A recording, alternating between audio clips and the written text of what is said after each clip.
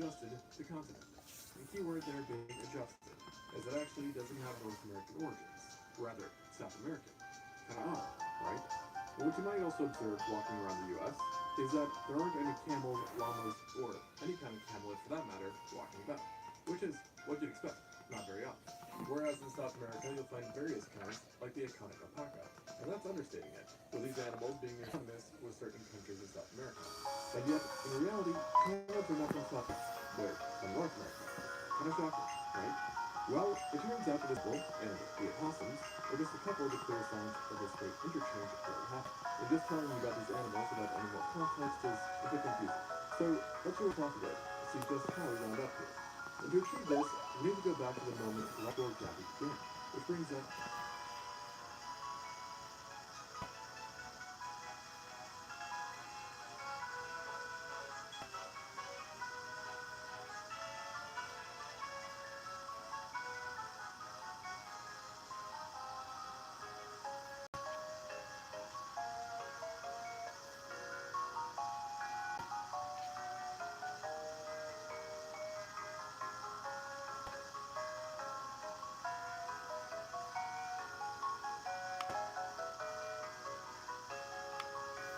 even an additional massue that also preferred land as a land, the Manorama, a much smaller, but still uncomfortable snake that reached about 8 feet, or 2.4 meters long.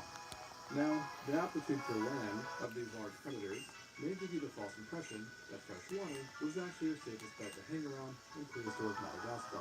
Yet honestly, nowhere would be a good resting spot in this dreamed island, except another predator had sway over fresh water, crocs. Specifically, the Mahajungasuchus.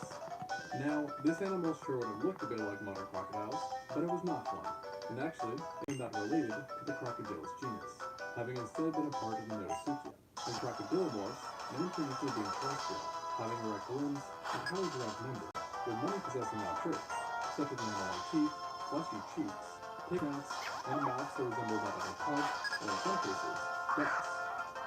The Mahajungasuchus did not have any of these famous features, but it was very derived in way, having broken from the trend of terrestrial life and seemingly adapted for a semi-aquatic life, making it even more similar to modern-day crocs through convergent evolution. Compared to other Notosuchians, it was further differentiated by its lethality, but no others came close to its size or ferociousness, with the largest specimens indicating a max length of 5 meters or just over 16 feet. So, definitely big enough to human-sized prey. And they did so with highly compact, yet robust jaws that were filled with teeth, meaning laterally compressed and serrated, which are features normally seen in large theropods, just to give you an idea of how much it would suck to be bitten by them. And their offense, these hunters also had impressive defense, sporting bony pits or osteoderms that were unusually deep, suggesting that in life, these pits had been wide, providing ample protection from running into any dinosaurs or competitor. And this combination of offense and defense clearly worked, since fossil remains for the Mahajungasuchus was highly prevalent in the water systems, where it was joined by, of course, predatory fish, such as the so-called surface-shoe heron, Enchidus, and gars that were on par with the largest animals of the day. So obviously, having these fish not claimed the land is not great news for any time travelers on the island. However, not all crocs would be out of gift yet, for it was also here that you'd actually find not only a friendly croc, but an absolutely adorable one too, the Sinusuchus. In short, this crocodilomorph is what you get if you mix a small croc and a pug together, resulting in a short, compact body that's quite stout for bulldogs. Their face resembled that of a pug too, being ridiculously thick and looking like it got squished. It is also closer to being a pug in size than most other animals, with adults not even reaching lengths greater than 0.75 meters or 2 feet. Yet, it was not its many size or cuteness that ultimately drew pelvis in, but rather its very strange teeth, as they were shaped like a maple leaf. Design not really great for cutting or processing meat, but pretty darn good for shearing leaves. And of all the living animals on Earth today, its closest twin when it comes to dentition is the herbivorous iguana, adding some indirect support to Sinusuchus and a taste for leaves. Additionally, its odd smushed face makes it even less likely that it is out there causing terror in Madagascar. And for now, the majority of researchers consider it to have been a vegetarian, while a small handful maintain that it was omnivorous, as most. Whatever was the case though, this was one face I wouldn't mind seeing in Cretaceous Madagascar. And it would also be pretty easy to spot them from a distance, because besides their odd appearance, they also had a strange way of getting around, as they were, like most Otocians, covered in armor, which in their case was arranged by a highly inflexible manner, and thus restricting movement, and forcing them to run in a funny, not-so-efficient style. However, Sinusuchus may have had one trick up its sleeve to offset this clunkiness, and that was burrowing. Now, it's not confirmed, but some researchers claim that its funny-looking face may have acted as some sort of biological shuttle, allowing it to burrow and hide from various threats, plus dig for food. Sadly, though, despite this possible, incredibly powerful tool, I still worry that this cute exception to Madagascar was still a regular target for predators, especially since it wasn't just giant cannibals, crocs, and snakes lurking around.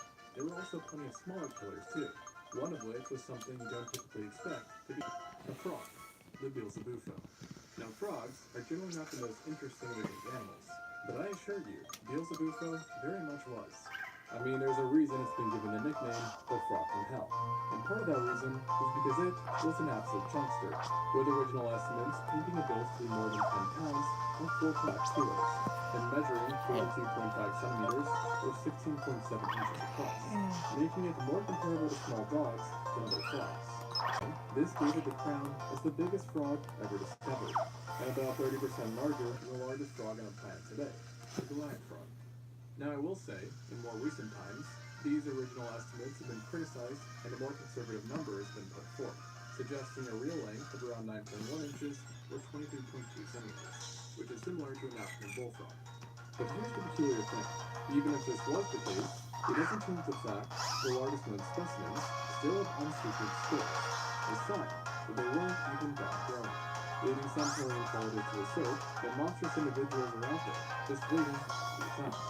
And trust me, it wouldn't have just been their plumpness that would have shocked you, as if you got too close to them, you'd also find out about their more insidious traits, including their gargantuan mouth.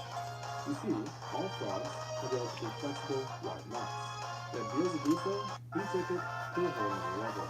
So much so that given their already unusual sizes, it might have even been able to prey on the once rulers of Earth, dinosaurs. At least small ones like baby theropods and sauropods. And such a voracious appetite was further reflected by their actual bite, as despite being many times smaller than humans, Beelzebufo could actually muster up a stronger bite force, with reconstructions estimating forces as high as 2,200 newtons, which is 70 times more powerful than the bison of modern large frogs. And just to really put this into perspective, most humans don't even crack 500, putting the Beelzebufo more on par with literal wolves and female tigers. And just when it seemed they couldn't get any meaner, it turns out that this frog also sported devilish horns, and a row of plate-like armor which ran down its back, which all led to the assumption that it was designed to be a dinosaur. So yeah, even the frogs in Madagascar were best to be avoided. And between them and every other monstrosity I mentioned, you'd expect that survival here was quite hard. It ultimately was, which is why it's quite surprising that it's also here that an unlikely crew who typically live in the shadows were thriving. Animals. And not only were they thriving, our ancient ancestors seem to have booked all their feet into that good old winter camping, because of the three genera named the island, those being Erythrium, Ivanophi, and Icana, two, they're literally among the top 5 largest Mesozoic mammals that we know of. But I wouldn't hold your breath, because they're still really quite small by today's standards, and the largest of the bunch, Icana, was only 19 pounds or 8.5 kilos, which is, coincidentally, the same size as the largest mammalian carnivore in Madagascar today, the fossil. But Icana was no predator, sporting teeth designed for herbivorous livestock, consisting of roots, seeds, twigs, and nut-like fruit. Not super interesting, but Icana did make up for this by having a secret superpower: smell. This guy was the king of schnauzes, emperor of noses, and ruler of sniffing. And I say this because literally 14% of brain volume was dedicated to olfactics, the area responsible for smell. Which goes to show how crazy that is. The region brain constitutes a measly 0.01%, and in dogs, 0.01%, but not much better. And why it has such power dedicated to smelling is unknown.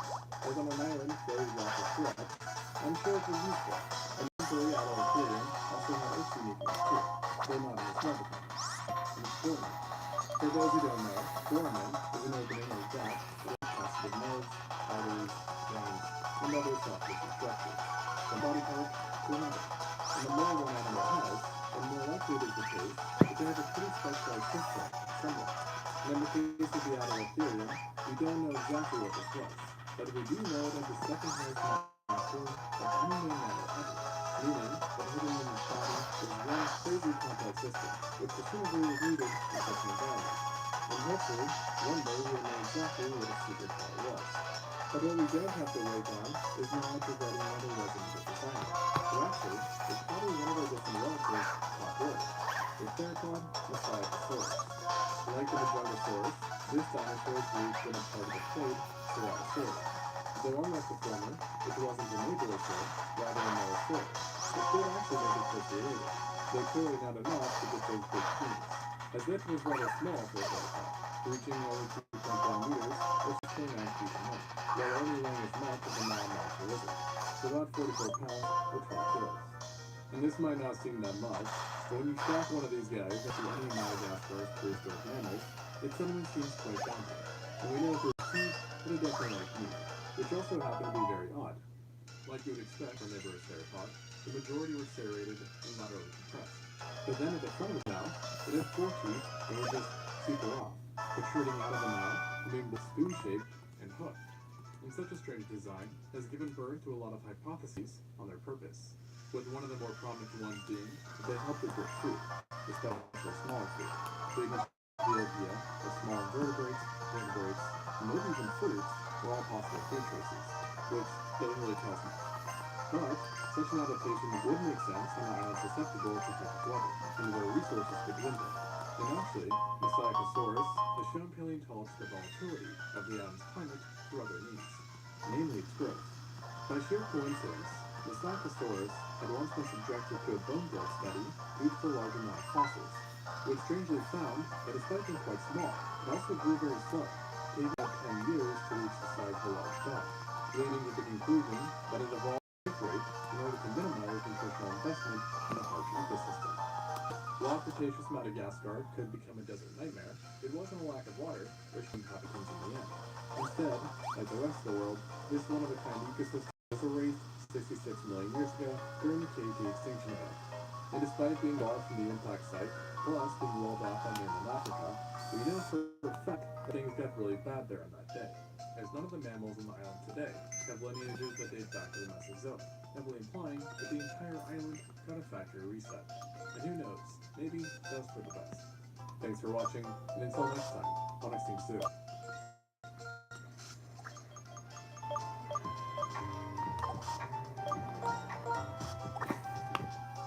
Big journey is a single step, like switching to progressive and saving hundreds. Your beloved pet is suddenly missing. Luckily, you have Google Finance, letting you chase down leads without losing focus or connectivity. Today, islands have become such a sought-after destination for vacationers that a trip to one has received its own term, an island getaway. Now, not all islands are built equal in appeal, since most people want to experience a little bit of heat and probably a beach or two. For this reason, we don't often think of Europe as being an island paradise. But ironically, tens of millions of years ago, namely during the Cretaceous period, it was. And at the time, Europe was much warmer than it is currently, and consisted of an extensive archipelago that held an untold amount of small and large islands, which were all surrounded by a shallow tropical sea. Many of these islands were fairly unassuming and uninhabited, making them a nice destination spot. But in the case of a few islands, it was a complete different story, as they had island residents that would make any visit highly questionable. And of all the islands you could have seen during this time, most unhinged by far was Hatzig Island, a place home to a wide range of animals, of which a handful would have given you some pretty gnarly nightmares. And strange enough, the animals in question were not dinosaurs, as this was one of the only places in the entire world where dinosaurs were not the true rulers, and were instead adults. Welcome to Hatzig Island, one of the worst island getaways you could ever imagine. Despite having been a relatively large piece of land, Hatzig Island can no longer be found on any map. And today, the only signs of its existence are found through limited rock formations around the town of Hatzig in Romania.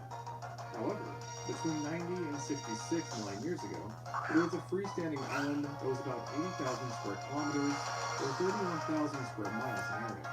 making it about the same size as Hispaniola, which houses two countries, Haiti and the Dominican Republic. So suffice to say, Patrick was a pretty well-sized island. And based on geometric data, researchers believe that it would have been located right above the equatorial belt. And if it somehow popped up today, it would lie in an area within Nigeria. Although in terms of climate, geology, and topography, the most similar modern island to it is Hainan, which is located off the coast of China. Additionally, back then, its surroundings were for the most part not African landmasses, but other European ones such as Iberia, Ireland, Sardinia, Bosnia, Austria, and parts of Soviet Ukraine, just to name a few. That being said, because of how the countries were arranged during the Cretaceous, you wouldn't actually have been that far from parts of Africa as well, or even parts of North America. But don't bother thinking you could have swam onto either continent, as half of them were marooned by the top of the sea, where it was separated in every direction by 100 kilometers or 120 miles of water, with the nearest land having been the Bohemian Massif. Due to this total isolation, Patrick Island was likely quite chill for a long time, as not many animals could reach it or establish a permanent population there. And this is reflected by the minimal amount of fauna known from the older stages of the Cretaceous. And so if you somehow found yourself cast away on the island at the start, your main worries would have only been small lizards and sea turtles. However, towards the end of the Cretaceous, things began to ramp up, as dinosaurs, pterosaurs, and other creatures all found their way to this island, becoming permanent inhabitants, and seemingly turning it into just another dino-ruled place. But this wasn't actually the case, as on Patrick Island, the animals took a very different approach to size than what was seen elsewhere in the world. And if anyone stumbled upon this lost place, it would quickly be established as something was very off, as the dinosaurs came in miniature sizes, while the largest and deadliest predators around were not only theropod, but rather giant carnivorous pterosaurs that evolved to be undisputed apex predators.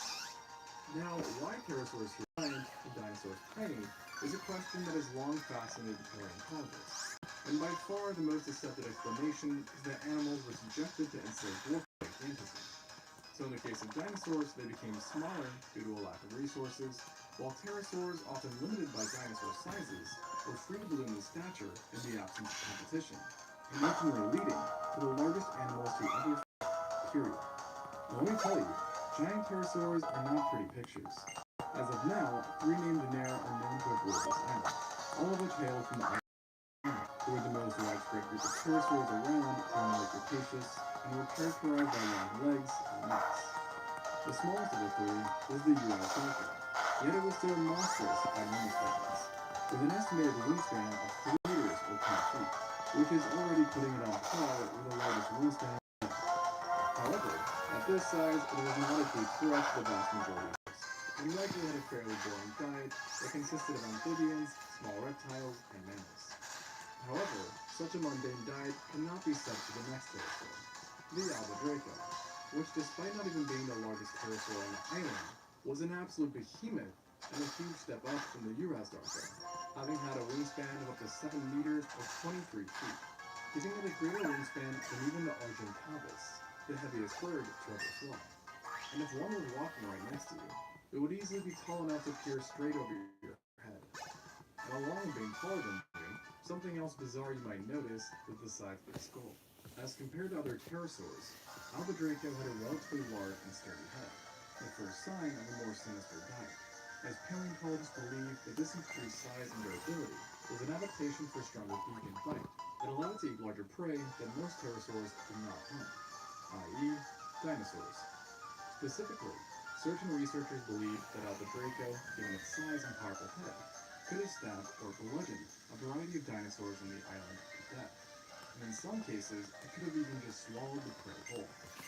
The edges and sides of its beak were also much sharper than what is usually seen in pterosaurs, which is only more evidence that it had a bigger appetite than its predecessor. By pure volume alone, albadraco was only the second largest predator on the island by a huge margin, which likely meant that many dinosaurs, at least as juveniles, were viable targets.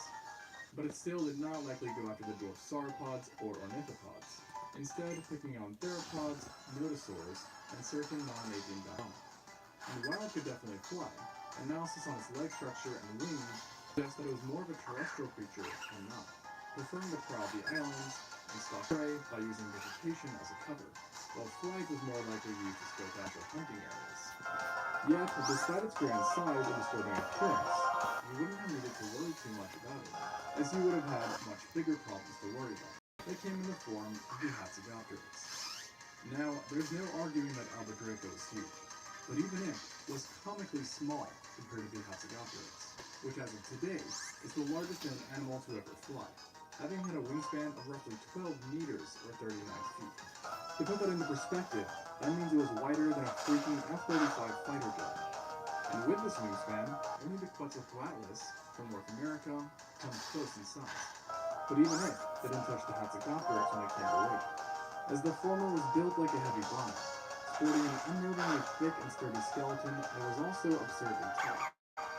And when on the ground, its head stood at around 5 meters or 16.5 feet tall, close to the height of the tallest animal alive today, the giraffe. And because it was so chunky and large, some paleontologists think that it would have weighed the same as decently-sized grizzlies. At this weight, it's hard to believe that such a creature could fly, but fly it could, as paleontologists noted that its wings were designed exactly like those of other Astatarchids, and showed no signs of being regressed or vestigial. The current belief is that to achieve flight, the Hatzegopteryx would rely on its surprisingly powerful limbs to propel itself straight into the air, where its giant wings would then take over. And based on studies done for other pterosaurs, it's believed that Hatzegopteryx had a vertical leap of about 2.4 meters or 8 feet, or in other words, 300% greater than the average vertical leap seen in NBA players. But in spite of being capable of flying, the Hatzegopteryx was still not the best at long voyages, and likely only flew for short durations, using the sky to just pinpoint potential victims. Unlike the Albadraco, the Hatzegopteryx appears to have been mainly a terrestrial predator, and it actually could have been an unnervingly good runner too. While on the ground, it also had its height to use to its advantage, allowing fully grown adults to see well over vegetation. And just to further beef it up some more, as if it needed it, the sclerotic wings on Hatzegopteryx indicate that it had excellent vision, which would have let it spot any animal trying to remain unseen. And so based on these traits and its stature, researchers concluded that Hatzegopteryx was by far the island's most dominant and largest carnivore. Yet, it wasn't necessarily its body size that made it truly terrifying and deadly, but rather its giant head, which again makes Albadraco seem like a joke, as the Hatzegopteryx's head measured 2.5 meters or 8 feet long. You know, just the equivalent of the length of an entire horse. And it wasn't just long, but bizarrely robust too, leading to an extremely surreal appearance. The design of its head was also the clearest sign of a monstrous thigh, as it was sturdy, compact, and heavily built. Not to mention that its neck too was roped in large amounts of ligaments and muscles, which were all signs that its skull was built to dish out and withstand extreme amounts of force. This has led researchers to deduce that the Hatzegopteryx was a literal dinosaur that preyed on many of the island's inhabitants. Even the dwarf sauropods and ornithopods were not untouchable, at least while young, as recreation suggests that the Hatzegopteryx could bludgeon and stab hard enough to kill prey that was otherwise too large to swallow. Though it might be worth mentioning at this point that its mouth did open wide enough to swallow prey as large as humans. To make things even more grim, there is further evidence which indicates that this pterosaur was a very messy killer, as specimens typically had heavy scarring towards the back of the skulls, which is a sign they regularly endured heavy high-speed impacts. And for the cherry on top, other studies found that the Hatzegopteryx neck and beak could both withstand forces 10 times greater than its own body weight, implying that each thrust of its beak could literally penetrate within flesh or cause significant blunt trauma. Clearly, Hatzegopteryx was without a doubt the true king of this prehistoric island, and made it a rather nightmare place. But not even it, nor the other pterosaurs were the last of your worries. The stick was home to other carnivores, including a fair share of crocodiliforms, who, like the pterosaurs, benefited from living with dwarf dinosaurs, and they were able to achieve much higher in the food chain than they would elsewhere. Alright, pop quiz everyone. What is perhaps the main driving force behind the majority of extinctions? 3, 2, 1, loss of food. Now, before you comment saying habitat loss, environmental overhunting, diseases, meteorites, etc., these things are all true. But when it comes down to the underlying factor that generally makes a species have a critically low population to begin with, it's lack of food. This could be because of environmental changes or a meteorite, but again, The extinction itself generally comes down to a lack of food. So that is why I would like to thank today's sponsor, Factor, for providing me with food to stave off my own extinction. Now, Factor is a meal service that delivers fresh, never frozen meals to your doorstep, which have been handcrafted by a chef so they taste absolutely amazing. And if you're super busy like me, it's an absolute lifesaver because you can just stick it in the microwave and boom, 2 minutes later, it's ready to go. And it's super helpful because many times I will legitimately just forget to eat and then just fall back on eating some not so healthy food. So Factor personally for me to eat food that both my body and time appreciate. Like honestly, the Factor is garlic and herb chicken breast. That stuff is fire. So, if you want to avoid extinction and have your taste buds love you while you're at it, head to factor75.com or click the link below and use code EXTINCTZOO50 to get 50% off your first box and 20% off your next month of orders. That's code EXTINCTZOO50 at factor75.com to get 50% of your first box plus 20% of your next month of orders. And now, back to the video.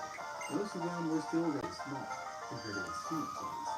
And certain kinds, such as the Afrosuchus, Pteranodon, and Sabersuchus, would be considered tiny by all accounts if alive today, having been smaller than a house cat. Yet on the other hand, one genus, Afrosuchus, got rather big. This was a type of Eusuchian, which they survived by modern crocodilians, and it is believed to have held dominion over the abundant rivers that peppered Hatzig Island, where it would lie in wait for thirsty animals to seek fresh water before ambushing them with its powerful bite and finely serrated teeth. Remains show that it was one of the larger predators on the island, with estimates suggesting it is found to be 3 meters or 10 feet from snout to tail, while weighing over 220 pounds or 100 kilos, which is heavier than the weight of a large jackal. What's interesting and slightly scary about the Allodaposuchus is that along with being semi-aquatic, it also shows some signs of being partially adapted for life on land, as its limbs were relatively long for crocodiliform. Therefore, it was most likely good at walking, and could maybe even run in some sense. So, even if you weren't by water, you'd still have to watch out for big fox. We also know from fossilized remains that snakes called this island home too, including certain Matsoidae, whose members actually became Earth's long snake on a few occasions. However, the one on Hatzig, the Nidopus, was a smaller genus, having only measured about the same length as your typical garter snake, and it wasn't venomous either, so while a bite would not feel great, it certainly wouldn't be lethal to larger animals. Now, with all of this said, of course there were also carnivorous dinosaurs lurking about as well. Yet like the other dinosaurs on the island, they were miniature in size compared to their mainland counterparts, and were likely not even a threat to human-sized prey. One of the more common kinds you could find would be Lockeris, otherwise known as Leptosdiornis or Bradykinin, depending on who you're talking to. This was a medium-sized alberosaurid that reached 7 feet or 2.1 meters in length, but it was rather light, only weighing the same as a large male beagle. In life, these guys were equipped with extremely reduced claw digits, which aided them in an insectivorous diet that mainly consisted of termites. Now,